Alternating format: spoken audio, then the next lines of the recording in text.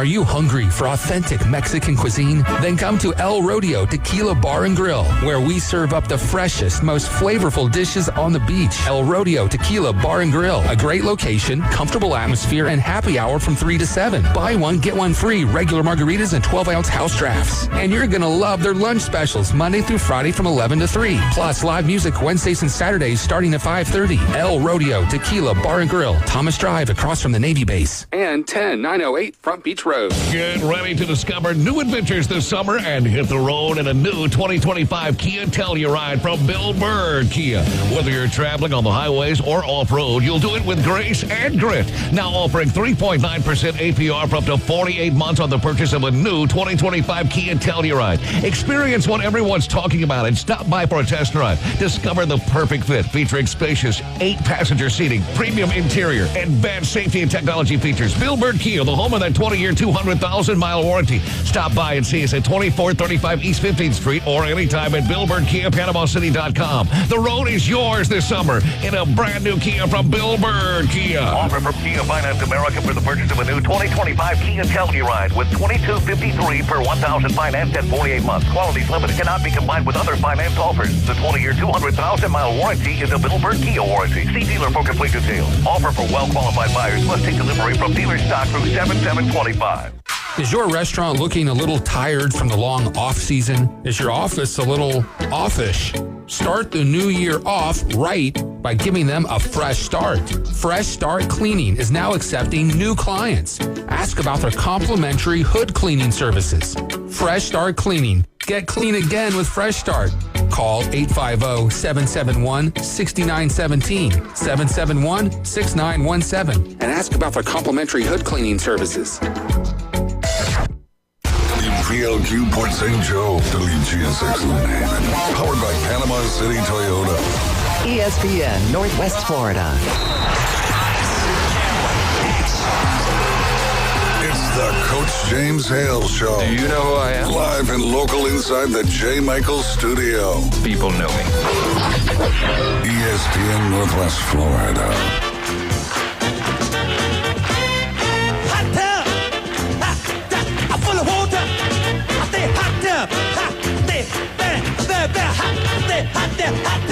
Gonna get you hot tub. I'm gonna make it wet. Say hot tub. Rubber dub and hot tub. Rubber dub and me. Everybody now. Try to get the hot tub. Yeah. Really make me sweat. Yeah. Try to get the hot tub. Yeah. Really make me wet. Yeah. Well. Welcome to ESPN Northwest Florida, the Coach James Hale Show. I'm Dr. Chad Mitchell with Orthopedic Associates. Filling in today for Coach James Hale. I don't know where he is. Hot tub. I have no idea. Is he in the hot tub? I hope he's in the hot tub. Anyway. I know he's in hot water usually. Of course, we've got our usual suspects here. We've got John Smitty running the electronics back there. Thank you very keeping much. the show going. He does an excellent job. Thank you, Doctor. Appreciate Yes, it. you're well appreciated, John. And then we've also got Patrick Garner of Turf Pro Pest Control here. We've got a lot to talk about with Patrick. He seems to be a little expert on the legal side of things that we'll get to later in the show. Just reading. He sounds like an expert. Anyway, the other one I've got here in the show, who's usually one of our great callers, is Rob Bauer. And Rob, how you doing this morning? I'm doing great. Well, I'm not as good as I could be if FSU hadn't looked so bad. Yeah, one pitch. Yeah, Right. One pitch Friday night. Yeah. So we're going to talk about some of that, I guess, at the half hour for the FSU update. I thought we'd get softball out of the way since it did sort of end on Friday. Okay. I thought I'd talk about it to get it out of the way, and then we can move on to bigger and better things, because I know we're all looking to talk about baseball and then finally talk about football and what's coming up. And we've got a lot to talk about on this show. We've got several little topics that we're going to bring up.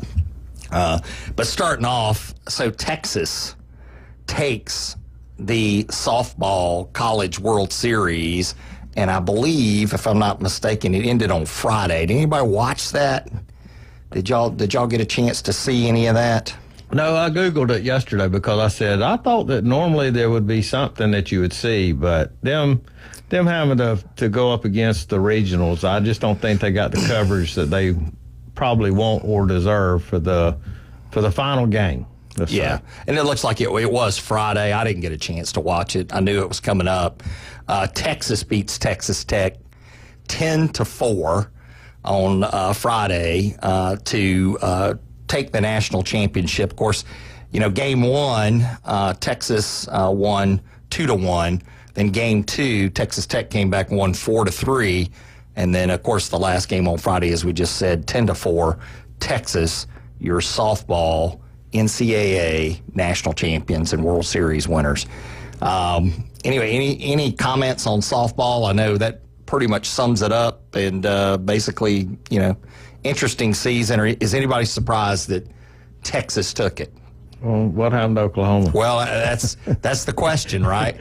Oklahoma has been such the powerhouse all these last few years, and Texas comes along. You think there was any money infused into softball?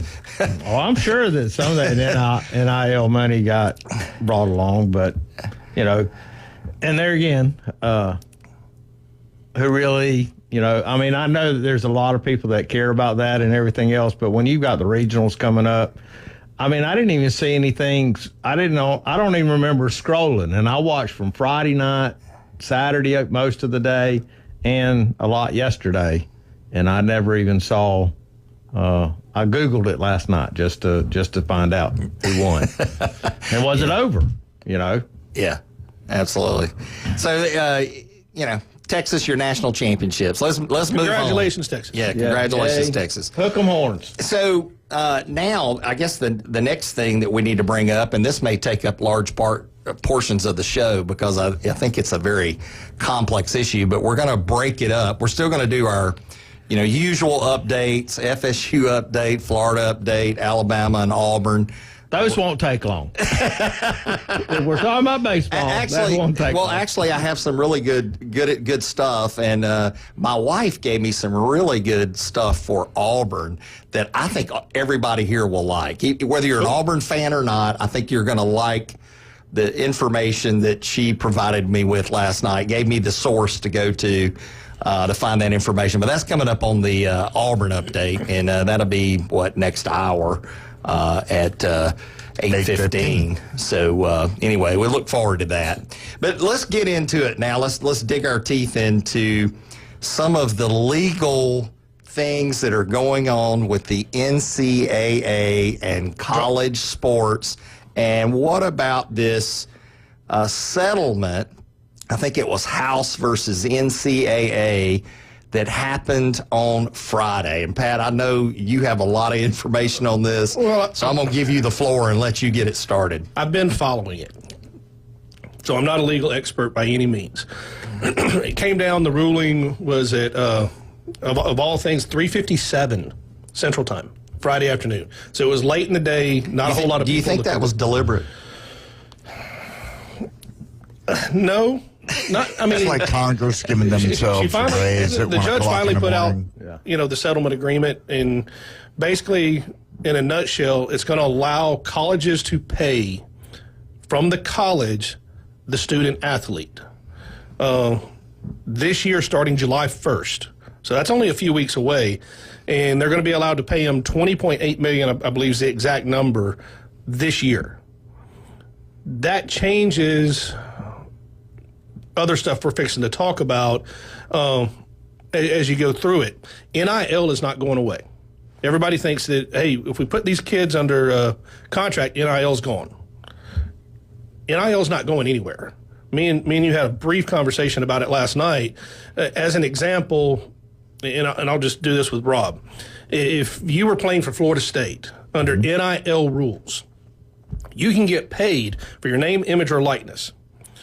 If I wanted to take you to dinner to entertain Chad Mitchell as a business client, and you're a Florida State defensive end linebacker, and I said, hey, Rob, I'm going to pay you $10,000 to come eat dinner with us.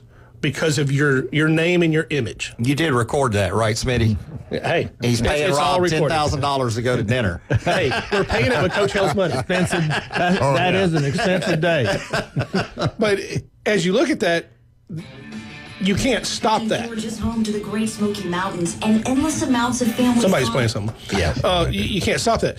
Just like you can't have them go and do a signing session. We talked about Tim Tebow. Tim Tebow has a crazy fee of like $250,000 for a speaking engagement. That's his name, image, likeness. Right. So this ruling doesn't take that away. So we got to get that out of the way. Kids are still going to make money off their name, image, and likeness. This allows the student athlete to be an employee or a 1099 contractor of the university. Now, is that from the athletic department, the university, or is that from the booster club? No, this is from the university. So whether it comes out of the athletic department or just the university general fund, they're getting paid. I'm going to say it's probably going to come out of the athletic department by the way the ruling is, because it's revenue sharing. So with revenue sharing, you're going to get TV sharing, stadium ticket sales, jerseys are in there, but that goes more towards name, image, likeness part of it. So as you're doing this,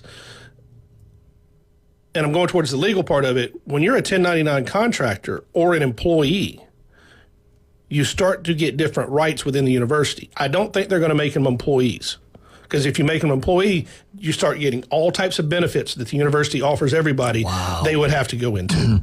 And this is stuff that people you really have to think about. But if you're a 1099, you have to provide your own other stuff. But me and Chad talked about it last night. This is the first step of having a players union and collective agreements, all this type of stuff. So last year, Ohio State goes to the national championship game. The school gets an extra, $20 million for winning revenue share. Right, but that's but it's capped, right? This year it's capped, right? This year it's capped. It's capped at what, 20.8 million that a school can revenue share, and then that goes up to 30-something million, doesn't it? And by 2035, something like that. Depending on what the next TV contract is. Yeah, I think this is absolutely out of control. Yes. Yeah, and this is the part of like NFL that I never liked. The money, all those kind of things. I like the college football when kids were playing with their heart and they're playing for their school and for their scholarship. And I get there's all these laws that we got in place that are being interpreted. I totally get it. We've set ourselves up for this. Now, one of the best things out of this agreement, once you pay the player, and I'm just going to say they're going to be a 1099. So if they're a 1099, which is a contractor, independent contractor for it, they're able to sign a contract. Now you can start regulating the transfer portal and transfers with by contract. With the contract. Yeah. Right now there's no contract. Yeah. So you get a player comes in at Alabama, he's going to be a quarterback, and you say, okay, your revenue share, you're going to get $600,000. And that sounds slow. But isn't this going to be like coaches? I mean, I think about this, about your coaches for a second. Right. Isn't this going to be like coaches where they got a buyout clause and the next team, talk about that, Rob. What do you think about that? Well, I was just fixing to say, do you not think that every sports attorney in the United States is going to be sitting in their conference room this morning with all of their staff and everybody else think, okay, here's our scenarios. Here's what can happen. If this happens, if this happens. But contracts, as the old saying goes, are made to be broken. They are. So if somebody offers you something, they're going to pay for your buyout if you have a buyout. Now, so it that really doesn't mean anything. I mean, Jimbo Fisher had a buyout too. Hey, yeah, he did. So hold on just Chad a minute. Baker Mazzara had a buyout. He did, absolutely. Right. Hold on just a minute, guys. Let's talk to our callers for a minute. You can call us and get in this conversation. Call 850-215 6290. Again, that's 850-215-6290, and call the Coach James Hale Show, and you can put your 2 cents in on this subject if you would like. You can also look us up on Facebook Live at ESPN 104.3 Northwest Florida. So call and contribute if you want to the conversation. And of course, YouTube Live. Oh, YouTube Live as well. Yeah. All right.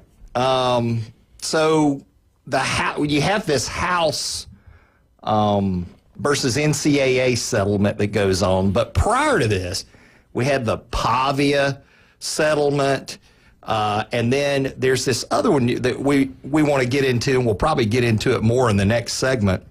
But this, I don't think many people know about this because I didn't, except Pat was telling me, but this Jet Elad versus the NCAA. So we've got a little time left here in this segment. Just kind of set up, where did this come from? Who is Jet Elad? Jet Elad just kind of give us the basics, and then we'll talk about the player at Syracuse. He is their starting safety. Okay. He was graduating, or he had finished his eligibility last year with Syracuse. And he basically sued the NCAA saying, I'm not good enough to go to the NFL right now, and you're impacting me economically with NIL. So, I mean, I can go further, but if you want to take it on the next one. Yeah. Well, we got 1 minute to go. Let's talk about some of our let's talk about some of our sponsors. Beef O'Brady's in Lynn Haven. They've got TVs everywhere and great food for you. Again, that's Beef O'Brady's, Lynn Haven.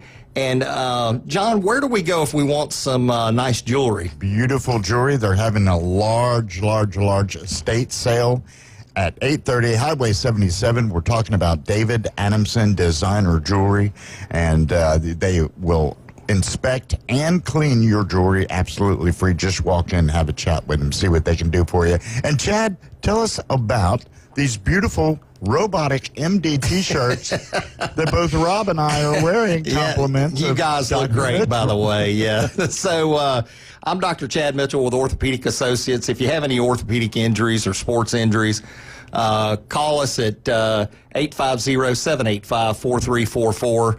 You can also look me up at chadmitchellmd.com or robotmd.com, which is on the shirts. And don't forget about Dr. John Ward of dermatology specialist. If it doesn't look right or feel right on your skin, get that checked out. Make sure you don't have skin cancer. And we'll be right back. This is 104.3 ESPN Northwest Florida.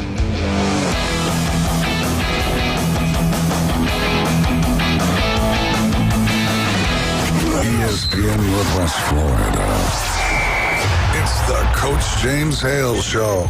Is that what happened to you? It scared us to death. They're sneaky, they're fast, you can't get away from them. They're incredible. Anyway, what's that? Do that sound one more time.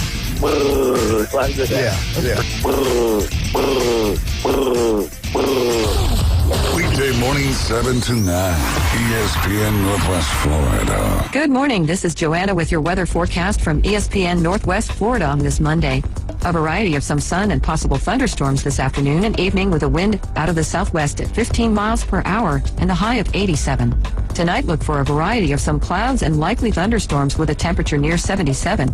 Tomorrow, a high around 86 and moderate rain and likely thunderstorms. This weather forecast is brought to you by Earthworks of Northwest Florida. Thank you for tuning into ESPN Northwest Florida. Rely on it. PCB Hobby, the beach's premier hobby store for sports cards, comics, coins, and trading card games. PCB Hobby carries the largest selection of boxes and packs from the latest releases of brands like Topps, Panini, Leaf, and more. Looking for a specific player or team? PCB Hobby has a wide assortment of raw and graded cards. They carry parallel rookie, game used, and autographed cards in both modern and vintage. Have a collection you want to sell? We buy, sell, and trade. PCB Hobby on Back Beach Road, just east of Florida Linen. Call 850-320-8388.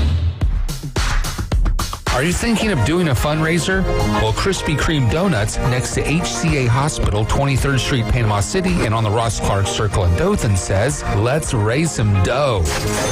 Earn up to 50% profit with a Krispy Kreme fundraiser in-shop or online. So let's raise some dough. Add Krispy Kreme donuts next to HCA Hospital, 23rd Street, Panama City, and on the Ross Clark Circle in Dothan. And here we go. The #1 SEC call-in show is now twice as big. The Paul Feinbaum Show. Weekday evening 6 to 10. Now back to the Coach James Hale Show on 104.3 ESPN Northwest Florida. And welcome back to the Coach James Hale Show. This is Dr. Chad Mitchell. I've got Patrick Garner with me and also Rob Bauer here in the studio, and we've been talking about all of the controversy concerning the NCAA and all of these legal settlements, these lawsuits that have gone on. And the one we've brought up here in the last segment was the Jet Elad versus NCAA, that suit that went on. And just briefly, Pat, give us a brief overview on this, and then we've got a caller that we want to get to. Right, so real brief here in a minute. The NCAA rule is you can play 4 years of college football in a 5-year period. Jet Elad sued the NCAA, said, I'm not ready to go to the NFL. That infects me economically. And as long as I am a student, I should be allowed to be an athlete. Well, the judge ruled in his favor, eliminating the 5 and 4 rule. Yeah. So now the NCAA has got to go back and do this. And he sued under the Sherman Antitrust Act. Yeah, and that's the big act, is that Sherman Antitrust Act. But he's not the first. He is the fourth. So we got a very important caller, someone who's no stranger to this show. I hear we have Bill Allen on the line. Bill, you there? Hey, Chad. What's up, gentlemen? You got any comments about this, or you got something else you want to talk about? No, I just, agree with really everything that's been said. And of course, NIL's not going to go away, and that's just because of Sherman Antitrust, and everybody keeps talking around that. And this ability of the schools to make these people, guys and girls, 1099 employees. I just want to throw a wrench out there because, as usual, but, there aren't any 4-year scholarships. There are 4 one-year deals. And that's mainly because if you get somebody that can't transition from high school to college or just not any good, you're not obligated to them for 4 years. So I'm not sure how many of these coaches really want to put complete controls on the transfer portal, because it's kind of the same thing. You're taking a shot on a guy. If you lock him up for 2 years, you have to pay him for 2 years. If he's not any good, you're stuck. That's a guy that you want in the transfer portal, or at least you don't want coming back. So I think it's a double-edged sword is how many of these schools want to actually tie somebody up for 2 or 3 years on a financial obligation that might not make it in college, or just, doesn't perform or fit with the program. Yeah, and that, then you start thinking about, okay, if you're a college player, okay, what's my exit strategy out of college if I'm making all this money? Do I try to stay another year? I mean, and you can look at the Quinn Ewers situation where he got drafted in the 7th round in the NFL draft, and then you've got the other kid from Georgia that went to Miami, who's got Carson Beck. Yeah, Carson Beck. He's got $4 million deal, something like that. I forget exactly what it is, but really, I think Ewers made a mistake here. Well, the big thing I see, Bill, like with your point, they raised the scholarship number from 85, I think it's to 115 now. So you're going to have 115 players, if that's the exact number, on scholarship versus 85. And it's just like any type of business, or when you're doing this, once they increase to that, now you have a rotation. And it's just going to take a couple years to get that rotation. So if you give a guy a contract to come to play at Alabama, Auburn, Florida, whatever, and it's a 2-year contract, and you have 115 guys, if he's not cutting it after the first year, you're going to know that. You can already start planning for the next guy because you have 115. Yeah, I got you. Yeah, okay. Yeah, I mean, it's just going to be interesting to see how all this settles out and what the norm becomes. But right now, it seems pretty stormy, if you ask me. It's hard to tell where this is going. Now, Bill, go ahead. I got a question for you. Get your opinion because you're a caller. With this ELAD ruling taking out the 4-year eligibility over a 5-year period, we can, in essence, once it's officially ruled on by the Supreme Court, which will be later this year, you may have kids playing 8 or 9 years of college football and being able to play. Not red shirts, nothing. That are good college players, but aren't good enough to go to the NFL. Right. Well, I'm going to play. You look at Carson Beck. Everybody knows I'm not a big fan, but he declared for the NFL and found out, you can say what you want to, his agent and him found out, hey, I'm not going to get anything in the NFL. Nobody wants me, or they don't want me as much as Miami. He didn't withdraw because he wants to go play another year of college football because they're going to pay him $4 million, and the NFL was not. Right. So, but you can't have, this is another, let's just do away with the NCAA just completely and everybody's lives would be better.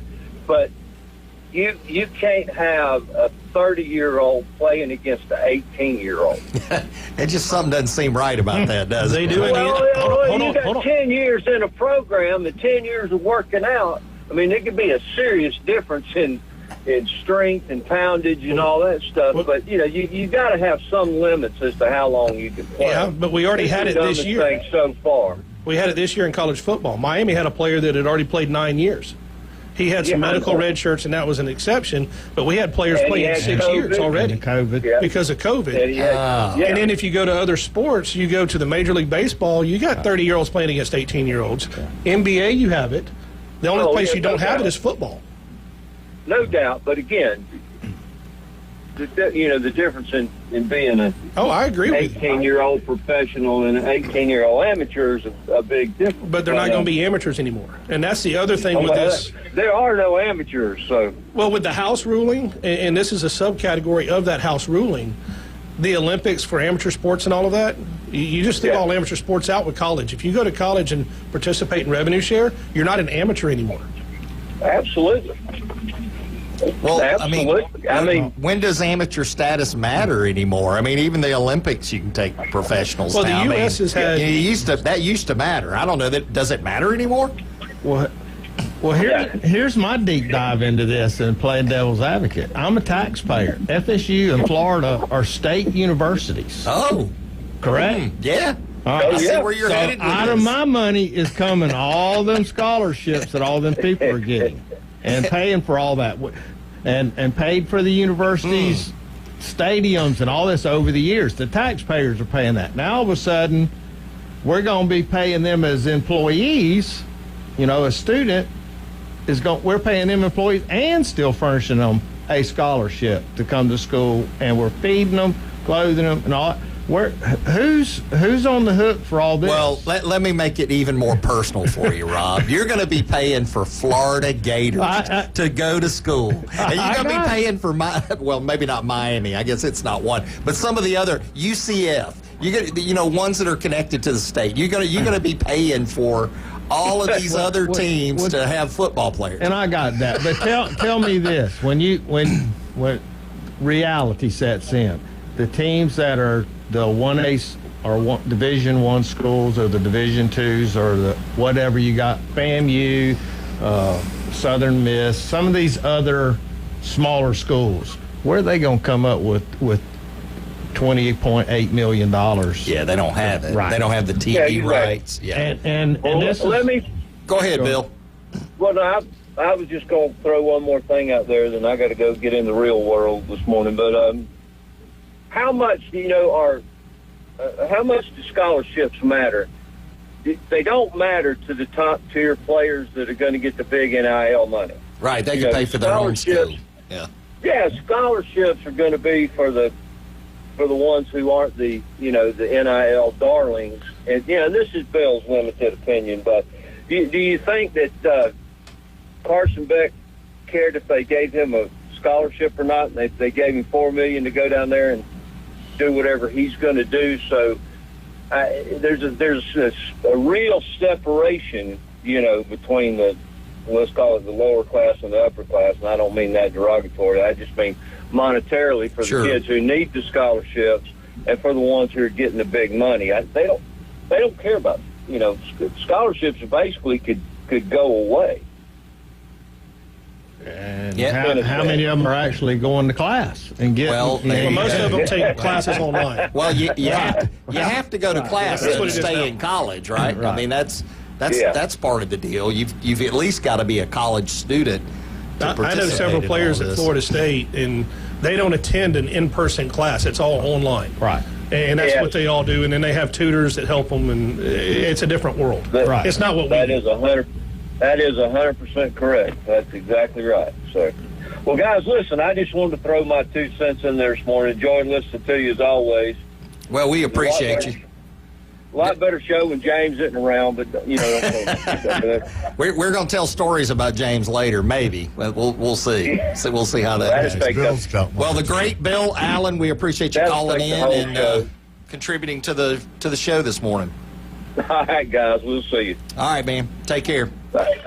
All right, Patrick, tell us about Turf Pro. Local company, locally owned. That's the first thing. We're not a national company. We're not selling. We're not doing any of that. So we're here local. We're here to serve the local community. We do a lot of different charitable stuff that we're putting on. Easiest way to get in touch with us, you can call us on our number at 850-890-5820. We're also on Facebook at Turf Pro PC. We do household pest control. We do your turf pest control and fertilization. We do a customized plan for your yard, customized plan for your house. Most of the time when you call us, even with your household pest control, we can get out there within 24 hours. A few times we can't, but most of the time we do. As Wildcat will tell you, we can get in some place and eliminate the ants, bugs. Anything. Quickly.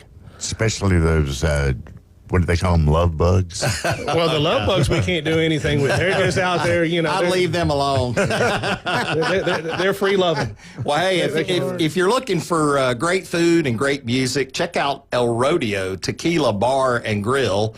And another great restaurant that we ought to mention that's a sponsor of the show is J. Michael's Restaurant. Legendary, best seafood, and the coldest beer. And I think that'll do it for this segment. We'll return with the FSU update. You're listening to the Coach James Hale Show, ESPN Northwest Florida.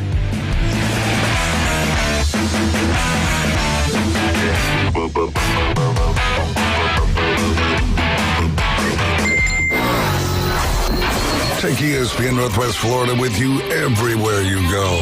Anytime, anyplace, anywhere. The sports talk and live play-by-play doesn't have to end when you get out of the car. The ESPN Northwest Florida app streams your favorite sports talk hosts and the biggest games in ultra-high fidelity. This is of utmost importance in travel. Take the sports talk monster with you anywhere you go. Available for Android and iPhone. Use it anywhere or any place. TK Vandy Roofing and General Contracting is a fifth-generation contracting company based right here out of Bay County. TK Vandy's expertise in commercial and residential roofing, as well as a design-build general contractor, set them aside as a versatile and fresh alternative to achieve your construction needs. Contact TK Vandy Roofing, 850-866-9908, or email support@tkvandy.com. They can't wait to help you. With over 65 years of combined experience, Instant Replay Sports Cards is happy to help you take your collection to the next level. They carry all the new hobby boxes, signed memorabilia, and supplies. New and vintage cards and Pokemon. They sell and trade cards and are always looking to buy. They're an authorized source for Topps, Panini, Upper Deck, and Leaf cards. Instant Replay Sports Cards is open 7 days a week at 752 West 23rd Street, down from Academy Sports. It can always be reached at InstantReplaySportsCards.com. Wahoo's Express Car Wash is now open and proud to be your local go-to car wash, offering top quality service with a personal touch. Their monthly membership plans make it easy and affordable to keep your car looking its best all year round.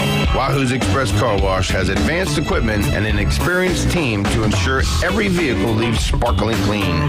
Committed to fast, friendly service and spotless results every time. Come see the difference at Wahoo's Express Car Wash, intersection of Michigan Avenue and 23rd Street. Now back to the Coach James Hale Show. I'm not prepared. I really am not prepared at all. I hope you won't judge me on one email I sent 10 years ago. My apartment smells of rich mahogany. Live from the J. Michael Studio. 104.3 ESPN Northwest Florida.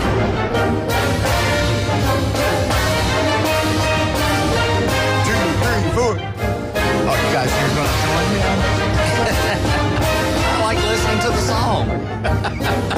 Be that way.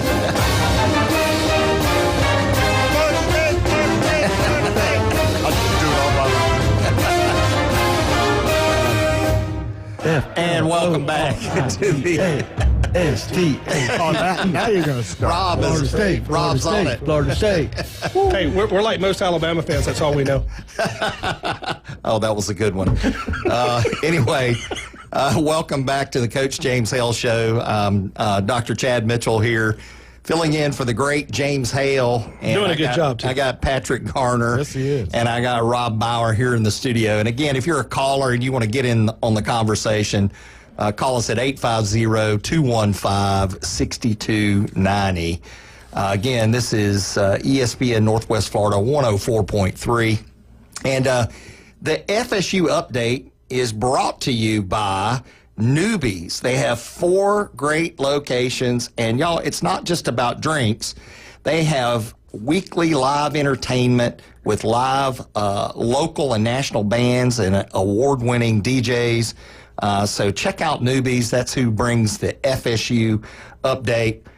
And for the FSU update, we have to start with baseball. And, of course, it's a sad morning, especially for any of you that watched that game last night. It was played late. I didn't have a chance to watch it, but this morning when I got up, I realized, well, actually, I clicked on the score before I actually went to sleep. And let's just say it was already, 13-3 in the third inning or Most something people probably like turned that. it off at that point. Yeah. Like, Wait a come minute. on. The second grand slam is when I said, And then, every time FSU would get a chance, they'd hit into a double play or whatever. It wasn't bad. Yeah, well, when you get behind, the first inning, it was, I want to say it was like 7-2, right? Yeah, and when you get behind that bad in the first inning of an elimination game, I've seen teams do it, but it's miraculous when teams do it. It was an uphill climb for FSU. And what do you think? You think their pitchers were tired? You think the starter was tired? Obviously they made it to the Super Regionals. The first 2 starters pitched great games up until the 8th inning, and then their third left-handed starter just didn't have it, and they got The problem is that what you're talking about when they went down 7-2 in the first inning. You got to be able to stop the other team from scoring because they came back and hit a home run, and then they come in and get another, put up 6 more. So the bats got hot for Oregon State. That was the simple part of it. But if you look at that game versus the other 2 combined, there were more hits by both teams. More home runs by both teams. More base runners. Less good pitching is one of the ways to think about it, I guess. And I don't know that it was super bad pitching, even for Florida State in the first inning. I'm watching the kid, and he's missing by inches. You're right. And I think after he threw a first couple pitches to the first batter, he threw one big sweeping curve, and the catcher caught it right down the middle. And when he called it a ball, he walked back over the mound, shaking his head like, uh-oh. Yeah. My stuff's working, and he ain't calling it. He's not calling it. It's going to be an ugly night. Yeah. So game 1 was played on the 6th, and Oregon State beat FSU 5-4. Then FSU comes back on Saturday, the 7th, beating Oregon State 3-1. That's the first two games. And then last night, FSU takes it on the chin. But they do they inch their way back. But, when it's the other team has 13 runs in the first 3 innings, it's hard to do that. But the final score, Oregon State Beavers 14, Florida State Seminoles 10. Right, but disappointing. But it was Friday night. It was FSU 1, FSU 4, Oregon State 1, going into the bottom of the ninth, and I think they had 1 or 2 outs. They had 2 outs, two strikes on the batter, and he rips a single, and then the floodgates open, and they score 3 runs. Yeah, one of them on a wild pitch, and the wild pitch was the key one. Yeah. That's all it takes. That's it. That's all it takes. So a successful year nonetheless for FSU. I mean, look where they were last year. So from last year to this year. 2 years ago. Was it 2 years ago that they were so bad? Yeah. Yeah. I got that wrong. Okay. Yeah, last year was Link's first year, correct? Yeah. Yeah, but I mean, they weren't. I didn't think they did all. 2 years ago, that was Link's first year, and they hired him late. He didn't get any recruits and stuff, but yeah. Yeah, but this year they make it to the Super Regionals. Congratulations to them. Hate that it ended this way, but that's what happens. Well, and in Friday night, they got one kid thrown out at the plate. Because Oregon State's good. They didn't play sloppy. I don't think they committed but one error in the whole weekend. We hit some in gaps where they sent him from third, and it was going to take a perfect throw to get you out, and they made perfect throws. They made one, a deep shot to right field, and Gundy got third base with, that was the final out. I mean, so FSU run themselves out of a couple runs Monday night or Friday night, so they should have won it Saturday and come home, but Friday night got away from them, and the rest is history. Yeah. Yeah, so I thought for the rest of the segment here, we'd start getting into the schedule for 2025 football season for FSU. Of course, you got this big game with Bama coming up August 30th. Get your tickets at Turf Pro PC on our raffle giveaway. $25 for 2 tickets to the game. Well, and there you go. There's one way to get tickets. You have any extra ones, Pat? No. We've got 2 on the raffle. So anyway, these are 2 of my favorite teams. Alabama obviously is my favorite team. It has been since childhood. And then FSU. What can you say? Just the legendary nature of Bobby Bowden and what all went on with FSU. It's hard not to like FSU, and so it's been my second favorite team for as long as I can remember. But anyway, this game's going to be a sure enough showdown. And I think it's going to be a showcase, because I'm almost positive, and I would bet money that game day is going to be there. Yeah, it's definitely covered by ABC. So. Right. And what's his name? Lee Corso is going to be, he went to school at Florida State. Yeah. And coached at Florida State. So I think they're going to come back and make that, since it's his final game. I think that's going to be the coming home. That'll be awesome as well.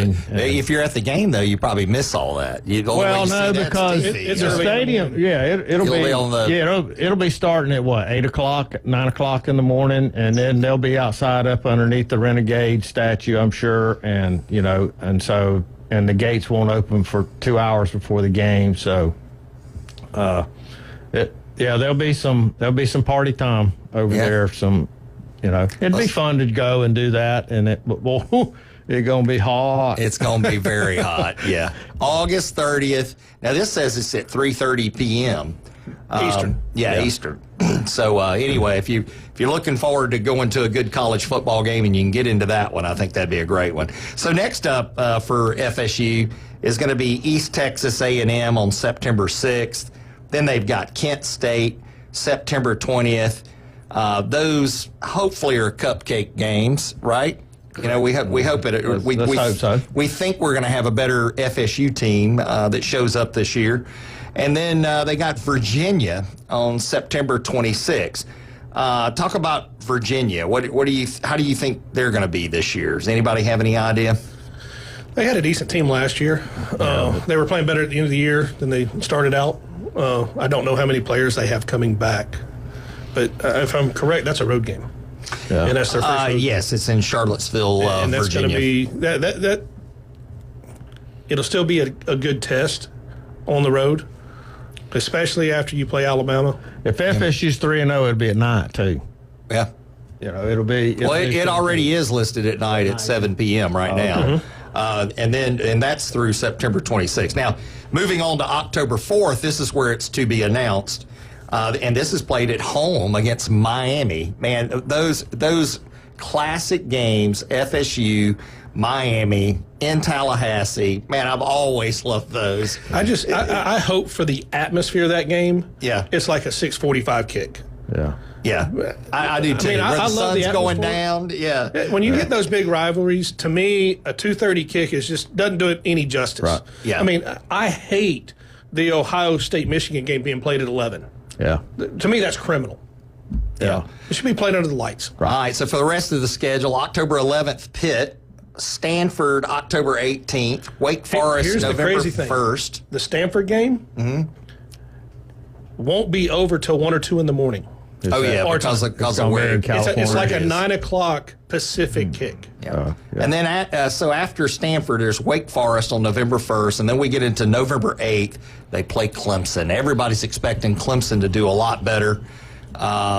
We can talk about that at some point. It looks like we're running out of time for this segment. We're going to have to move on.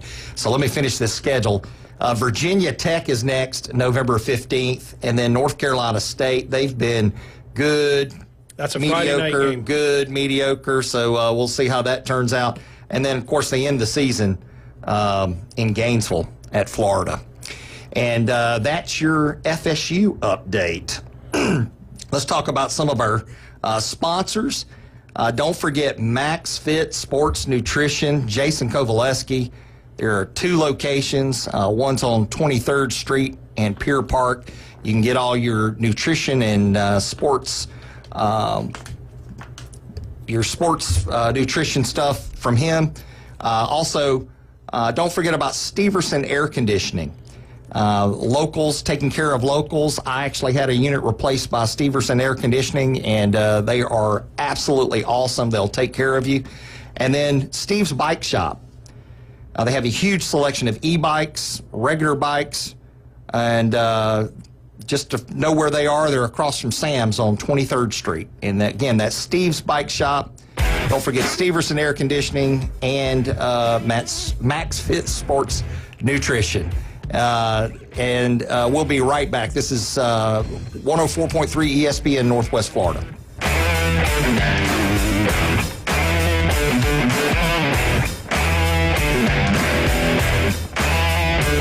It's here. The 104.3 ESPN Northwest Florida app version 2.0. Now featuring ultra high fidelity. You'll feel like you're in the game. Plus more opportunities to win weekly prizes from local businesses when you click it to win it. Download the 104.3 ESPN Northwest Florida app today at Google Play or the Apple Store. Good morning. This is Joanna with your weather forecast from ESPN Northwest Florida on this Monday. A variety of some sun and possible thunderstorms this afternoon and evening with a wind out of the southwest at 15 miles per hour and a high of 87. Tonight, look for a variety of some clouds and likely thunderstorms with a temperature near 77. Tomorrow, a high around 86 and moderate rain and likely thunderstorms. This weather forecast is brought to you by Earthworks of Northwest Florida. Thank you for tuning into ESPN Northwest Florida. Rely on it. PCB Hobby, the beach's premier hobby store for sports cards, comics, coins, and trading card games. PCB Hobby carries the largest selection of boxes and packs from the latest releases of brands like Topps, Panini, Leaf, and more. Looking for a specific player or team? PCB Hobby has a wide assortment of raw and graded cards. They carry parallel rookie, game used, and autographed cards in both modern and vintage. Have a collection you want to sell? We buy, sell, and trade. PCB Hobby on Back Beach Road, just east of Florida Linen. Call 850-320-8388. Los Rancheros has been doing it right for 20 years. Los Rancheros brings a top-shelf dining experience to you with the opening of their beautiful new building. Watch all college and pro games on Los Rancheros' 14 large-screen TVs with great drink specials daily from 2 to 5 and during all the games. Los Rancheros, the place for live sports and great food on 23rd Street between Jenks and Harrison.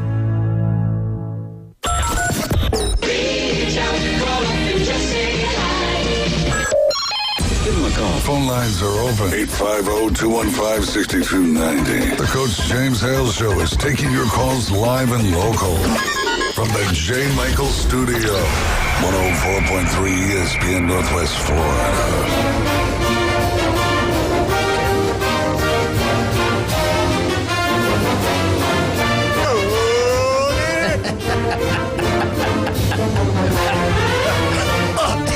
Wake up in there. I know, it's sticking in your throat. Yes, precaution. Oh. Sorry about that. Anyway, welcome to the ESPN Northwest Florida Coach James Hale Show. I'm Dr. Chad Mitchell. I've got Pat Garner in here and Rob Bauer.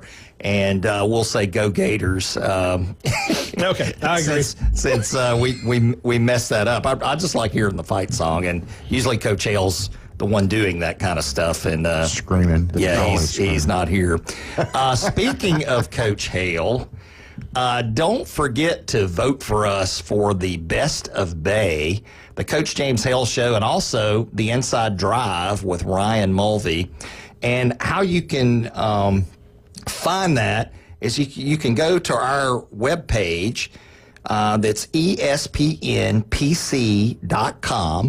And if you go to the upper corner, there's a tab up there that says Best of Bay. You can click on that, and that will take you directly to the voting. This is put on by the News Herald, the Best of Bay. And we want you to vote for the Inside Drive with Ryan Mulvey and the Coach James Hale Morning Show from ESPN Northwest Florida 104.3. And also, don't forget that we are the Atlanta Braves Network. You can get all the Atlanta Braves games here on ESPN 104.3. Now, on to the Florida Gators update. It's really kind of quiet in Gatorland right now. They have been doing a great job at recruiting for 2026. Right now, they have established themselves solidly in the top 25. I think most places have them around 22. They're getting a whole lot better access to recruits, those kind of things. And part of it had something to do with how they did at the end of a very tough season last year. I mean, they had a very tough end of the year, and Billy Napier was able to bring them, out of a really bad season with, the end of the season being the toughest part. So they're doing a pretty good job in recruiting. What I thought we'd do, just like we did with FSU, let's get into the schedule. Can't wait for football to start. And, unfortunately for the Gators, they don't have anything major exciting starting on August 30th. They have Long Island. Honestly, if I was a coach, I would want something like that to start the season. Yep. Get a little bit of wetness under your feet, and that way you can figure out some of the things that you couldn't see in practice against your own guys. Yeah. And, DJ Lagway's got the potential shoulder problem. We don't know where he is and all that, and the rehab. He needs a game like that to kind of get warmed up before they get into the meat of their schedule. My advice to Florida, and I advise this to any school that's got an opening game like that, you better be playing your backup quarterback in the second quarter. Yeah, there you go. Play him second and third, and then your third string in the fourth. Get them experience. Get them experience. Yeah, absolutely. Kick field goals early in the year when you can against those teams. Yeah, and make sure they get plenty of taxpayer funds to have their scholarships. Throw that in there. That's a reference to what Rob was concerned about earlier. Anyway, their next game is South Florida. South Florida, being a Bama fan and playing South Florida previously early in the season, South Florida can be pretty tough. They can surprise you and play you pretty well, especially if they're not beat up. Yeah. Well, they're going to be a lot more used to the weather as well. Sure. The heat, Yeah. the humidity than Rhode Island's going to be. Right, exactly. Well, Yeah. and the big thing about South Florida, all the kids on that team are going to have a beef because they didn't get recruited to Florida. Yeah. Well, the next game following that is an exciting one, and this one could be one that we all end up looking forward to, but it's Florida at LSU. You know, man, 2 SEC teams. We'll see how good Florida is. LSU's supposed to be pretty good. They've got a lot of talent. They've got a good coach. We'll see how they end up doing. I mean, they, in some ways have been a little bit of a disappointment for their fans given the amount of talent and the coaching that they have. But you could have a position there at LSU where they have 2 losses in the first 3 weeks if Florida goes in there and beats them. Wow. Yeah. Well, didn't Florida beat them last year at Florida? Wasn't that what started their run? I'd have to look back. I don't even remember. But anyway, they were talking about some of the talking heads about how LSU's defense last year was what caused them such problems, and they put a lot of emphasis on their defense. So we'll see. It's hard for me to see anybody playing for that coach and giving their all for him because it just seems kind of fake to me now. Well, there's a lot of money at LSU. Right. Does it become a must-win? Is money talking? I don't know. Is it a must-win for Napier? All of it's a must-win for Napier. I mean, I think he saved his job last year at the end of the season. Yeah. Now he's under pressure, and I've actually got a list that later on in the show, if we get through all these other things we're going to talk about, I actually have a list of the teams ranked, not the coaches. And Coach Hale's done this with coaches, but the teams ranked in order of the amount of pressure to get into those playoff spots. And we can get on that here maybe towards the end of the show, late in the show in the next hour. But moving on from LSU, they're at LSU on September 13th. September 20th, they're at Miami. And again, FSU plays Miami. Florida plays Miami, but it's at Miami. Miami's got Carson Beck.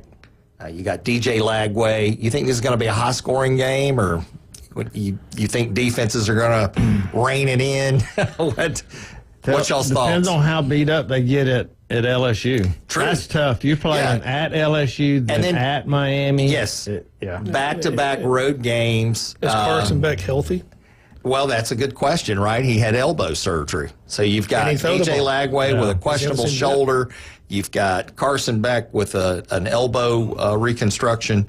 We'll see. Is it just me, or is it this year that it seems like there's a lot more secrecy around all the football programs? There is, because of the transfer portal. Right. And because of the money, I would say. Well, people don't want people knowing how much they're paying and what's...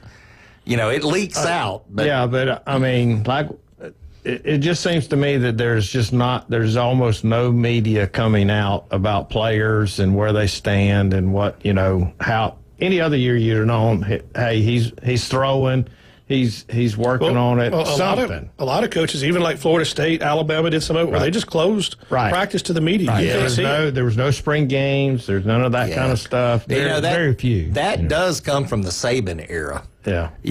At Alabama, I mean, that started as soon as Saban became coach at Alabama. I mean, that kind of policy started immediately, and I think other coaches have just caught on to that. I'm not saying he specifically started it. I don't know who may or may not have done it first, but he was the one that consistently did it, and the media was not real happy, and even Alabama fans had to kind of get used to that. You want to hear that information out. They weren't real happy to that first national championship. Exactly. And then when the second one come, they didn't care anymore. They're like, keep going. Yeah, that's how I felt. But doesn't that kind of make sense? I mean, with cameras everywhere and everybody's got a camera in their pocket. If you've got a secret play or an exceptionally good player that nobody knows about, don't you want to keep those things? I mean, those are your secret weapons, That's the whole definition of having a deep lineup, players that people aren't expecting to do something,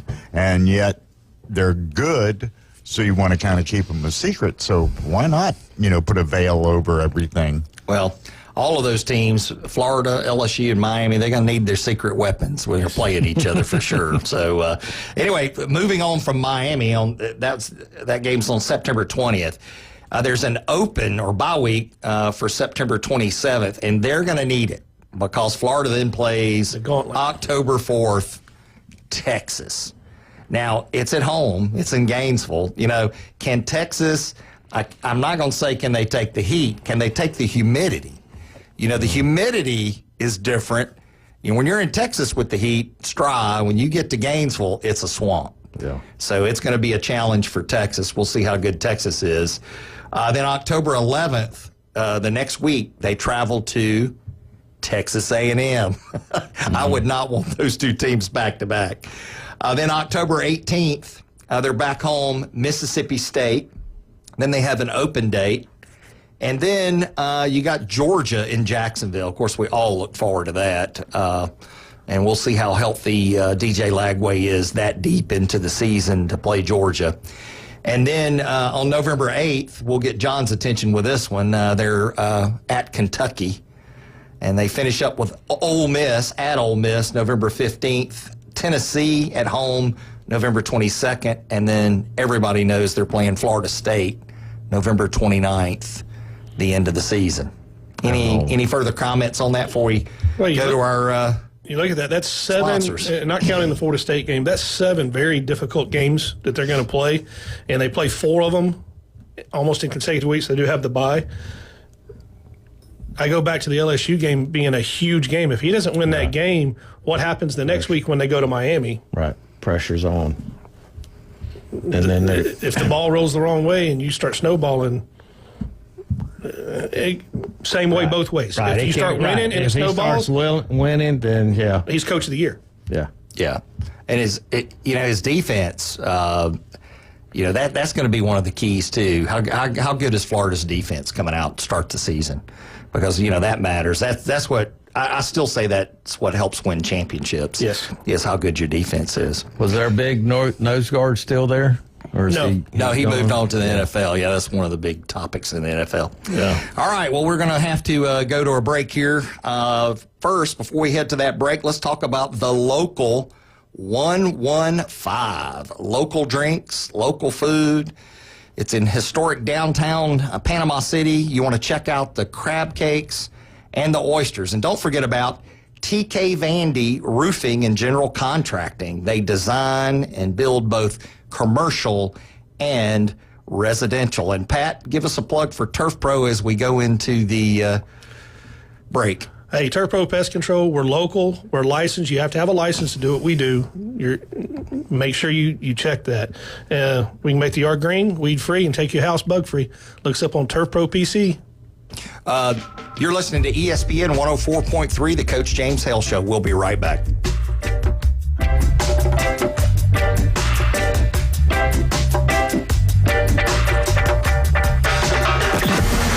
And the Panhandle never stops. Turn to 104.3 ESPN Northwest Florida. This is Joanna with your latest forecast. Up to the minute weather reports all day long. A chance of thunderstorms and moderate rain. In-depth storm coverage. Winter Storm Enzo. And breaking weather as it happens. Hurricane Helene. ESPN Northwest Florida. We do have a tropical storm warning. Rely on it. Good morning. This is Joanna with your weather forecast from ESPN Northwest Florida on this Monday. A variety of some sun and possible thunderstorms this afternoon and evening with a wind out of the southwest at 15 miles per hour and a high of 87. Tonight, look for a variety of some clouds and likely thunderstorms with a temperature near 77. Tomorrow, a high around 86 and moderate rain and likely thunderstorms. This weather forecast is brought to you by Earthworks of Northwest Florida. Thank you for tuning into ESPN Northwest Florida. Rely on it. So you've heard the saying that if you love your job, you'll never have to work? Well, it's true. I've worked for Brock Lawn and Pest Control for many years. The commitment to the needs of customers and their commitment to each employee makes Brock a company I'm very proud to be a part of. Brock's core values are also mine. Give people more than they expect and always honor your promises. This isn't a job. It's a service to help people live a healthier lifestyle. Brock Lawn and Pest Control. Our family protecting your family. Blue Lynn Haven, WFLQ, Port St. John. Powered by Panama City Toyota, ESPN Northwest Florida. Hi folks, it's Tracy from Tracy's Fine Jewelry. Did you know that we have a master jeweler right here in the store? That's right, she has over 20 years experience in the art of repairing jewelry. Most repairs are done within a week, so don't send your jewelry off for 6 weeks. Bring it to us at Tracy's Fine Jewelry. We size rings and solder chains. We can reset your diamond into a new setting and even custom design. You'll get your jewelry back quickly and looking as good as new. Tracy's Fine Jewelry, Bay County's trusted jeweler for over 50 years. ESPN Northwest Florida. The tradition continues. Lots of force on this one. Hello, Chop House. A 2-run homer. Now back to the Coach James Hale Show inside the J. Michael Studio. ESPN Northwest Florida. Roll Tide, roll. As Coach Hill enjoys the hot tub. He is dancing. Hopefully he's in that hot tub. You're listening to the Coach James Hale Show, ESPN 104.3 Northwest Florida. I'm Dr. Chad Mitchell. I'm sitting here with Patrick Garner. We had Rob Bauer. He's left the studio. Be safe out there, Rob. We appreciate you coming in. Yes, sir. And can't forget that the Alabama Update is sponsored by Steverson Air Conditioning. Locals taking care of locals. Is it hot outside? It's very hot outside. I mean, I thought I was about to die. Yeah, but it feels great in here. Yeah. Right? Yeah. So anyway, check out Steverson Air Conditioning for any of your air conditioning or heating needs. And now on to the Alabama Update. The first news is some sad news. The star quarterback that Alabama got that's coming in as an 18-year-old, Keelan Russell, he got news at the end of last week that his sister, twin sister, who's 18 also, died.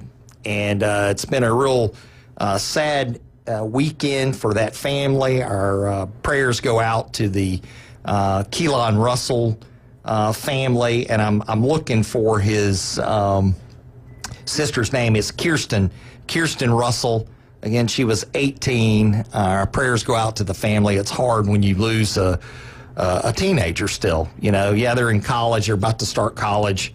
But what a tragic time. Have their whole lives ahead of them. And Keelan is supposed to be, he's a 5-star quarterback coming to Alabama.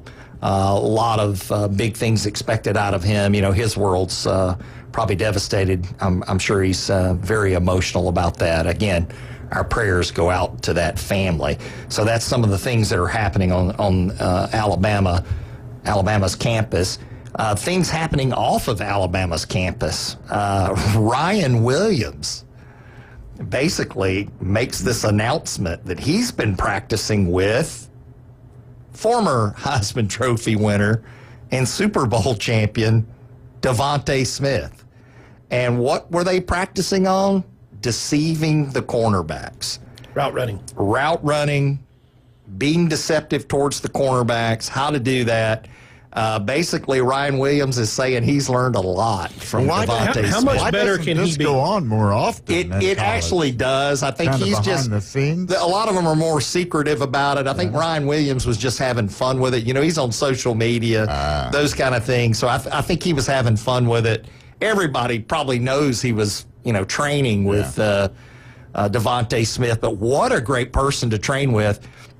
Thinking about Devontae Smith, now everybody thinks of him, his freshman year receiving a pass from freshman quarterback Tua Tagovailoa in that national championship game versus Georgia that basically ended it.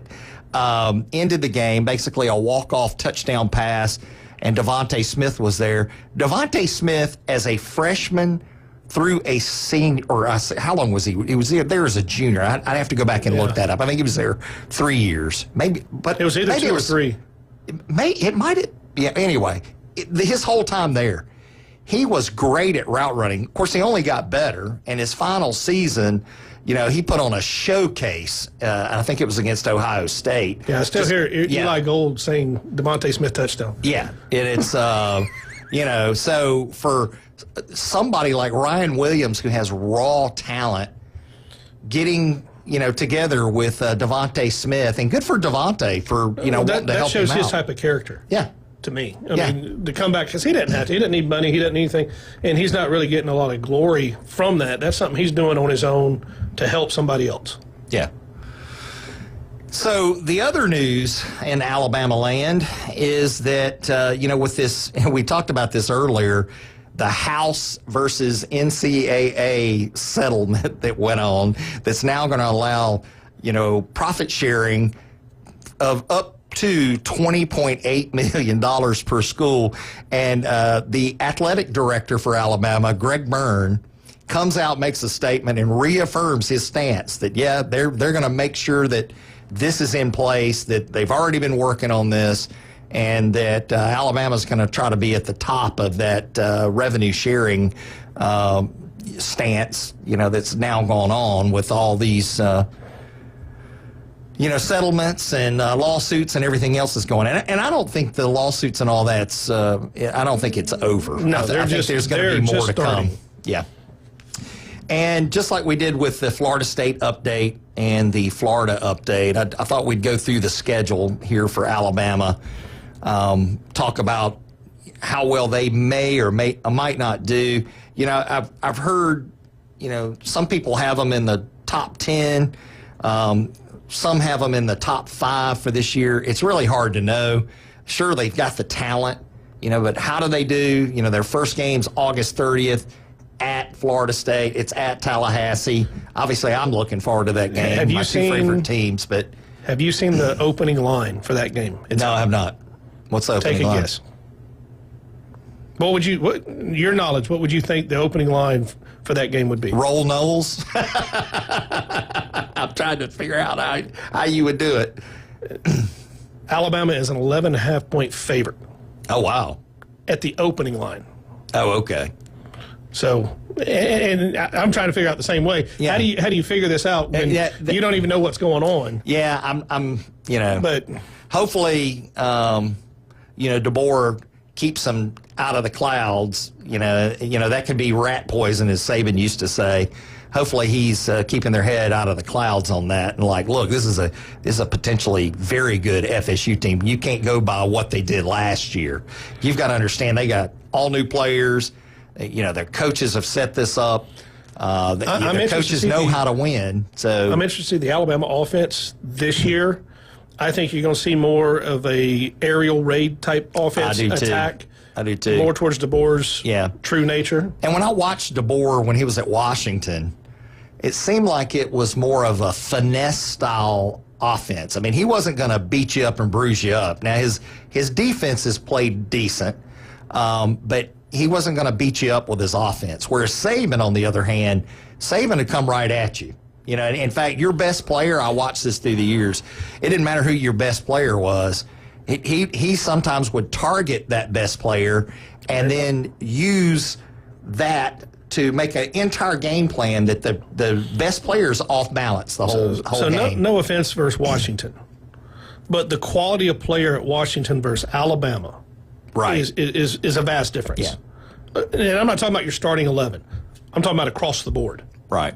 Where Washington may be 1, maybe 2 deep at some positions, Alabama's 2 and 3 deep. So let's say Alabama loses to Florida State. Do you think DeBoer's in hot water at that point? I mean, he's got all this talent. He's got all the pieces that he needs to have a successful offense.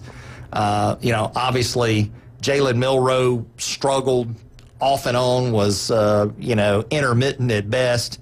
Sometimes brilliant, other times can't hold on to the ball. It would be if they were to lose versus Florida State, it would be how they lost and how the players acted on the field. If you have players acting like they did at Vandy, he's in super hot water. Yeah. But if it's everybody does their job and it's a last second on the road, I don't think it's that big a deal.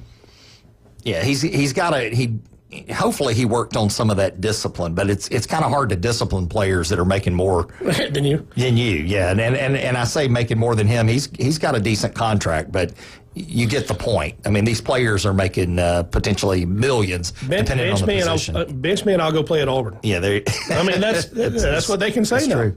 So, okay, Alabama's first game's August 30th at Florida State. Then they come home on September 6th to play University of Louisiana Monroe. And then September 13th, they're at home versus Wisconsin. That game was, I thought, kind of lackluster last year.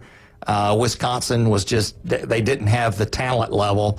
What will Wisconsin look like this year? Lots change, with the transfer portal, those kind of things. We'll see. But Wisconsin, September 13th in Tuscaloosa. Then they have a bye week before they play Georgia. And Georgia's September 27th, and it's at Georgia, so it's in Athens. A little bit different atmosphere than being in Tuscaloosa like last year. Being between the hedges, it's a tough place to play. Then they move on, and, I wish I could call this game a not-so-tough game, but it's October 4th. It's at home versus Vanderbilt. And I say that jokingly. All the Alabama fans will understand why. Pavia. You'll have a quarterback saying, I'm 4-0 versus everybody. Right. So, Pavia was clearly motivated last year. From what I understand and what I've heard, Alabama's supposed to have a really good defensive line. And if they don't have to blitz. Pavia, they will blitz. Yeah. You got to keep him off balance. And they will make him scramble and run. And if you don't keep him off balance, that's a game where Pavia could get really beat up in that game. Yeah. Then we move on to at Missouri, October 11th. Then home versus Tennessee. That's always a huge rivalry. That'll be a great game. Hopefully that's a night game. October 25th. This is watch out. You just played Tennessee. Tennessee may beat the team up a little bit, and then we're at South Carolina. South Carolina has this kind of history of catching us off guard. November 1st is the bye week before you play LSU. So Bama has bye weeks before Georgia and a bye week before LSU. And then after LSU, and LSU's at home, I might add, then they get Oklahoma at home, then they get Eastern Illinois at home, and then travel to Auburn. And obviously we'll get to the Auburn update here in just a little bit. But that's a pretty tough schedule when you look at it. That's a mediocre schedule. You play Florida State on the road. Florida State's coming off a 2-10 season. You should win that game. Should. Then your next big game is Georgia after a bye week. Yeah. That's going to be a tough game. But if you win that, you're 4-0. If you don't, you're 3-1. If you just take care of business. Then you go into your schedule, and your next big game really is LSU. Yeah. After a bye week. Yeah. But after a bye week, you got there, it was real hard. Tennessee's not going to be a slouch. Well, no, but you look at the way the schedule plays out, they could be one loss and undefeated going into Auburn. Yeah. All right, well, we got to take a break. And before we do that, don't forget to vote for us, the Best of Bay. And I'm talking about the Coach James Hale Show and also the Inside Drive with Ryan Mulvey. You can go to our website and look in the upper right corner. There's a tab up there to vote for the Best of Bay 2025. Click on that. It'll take you to the News Herald site where you can vote for us, and we would appreciate your vote. Doc, talk to us about Orthopedic Associates and Robot MD a little bit. I'm Dr. Chad Mitchell, here for all of your orthopedic or sports medicine injury needs. You can call me at 850-785-4344 to schedule an appointment. You can also look me up and find more information about me on chadmitchellmd.com, and you can also look at what we're doing with robotics and surgery on robotmd.com. Also, don't forget about Beef O'Brady's in Lynn Haven. They've got TVs everywhere and great food, just waiting for you to come join them. And that'll be it for this segment. We'll move on to the Auburn update. This is ESPN 104.3 Northwest Florida.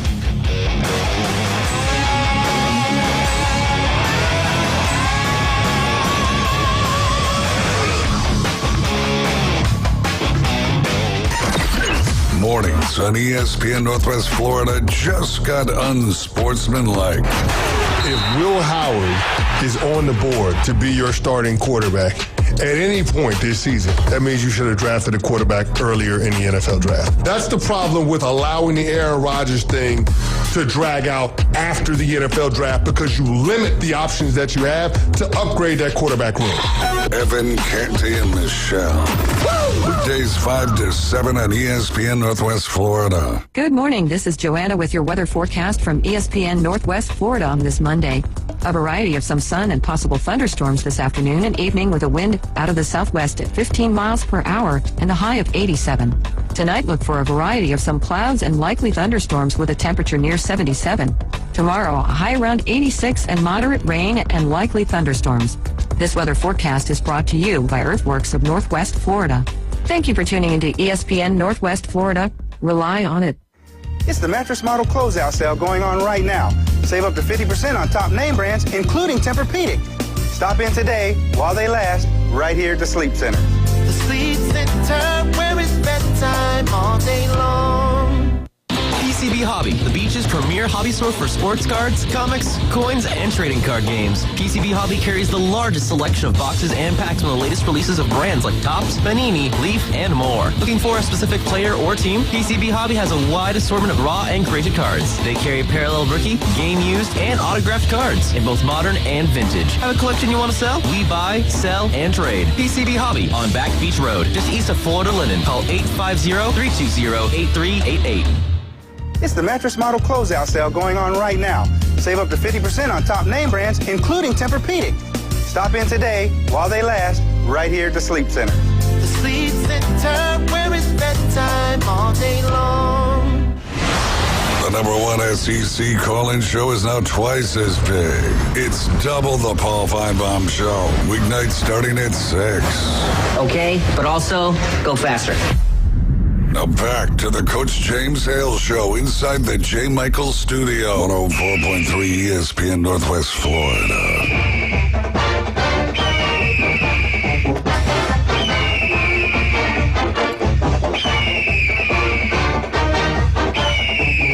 And War Eagle, welcome back to the Coach James Hale Show, ESPN 104.3. And we're going to talk about some Auburn football. I've got a great story that's coming up. But before I do that, I want to give a shout out to Beef O'Brady's in Lynn Haven as being the sponsor of the Auburn Update. If you're looking for good food and entertainment there, there's great service, TVs everywhere.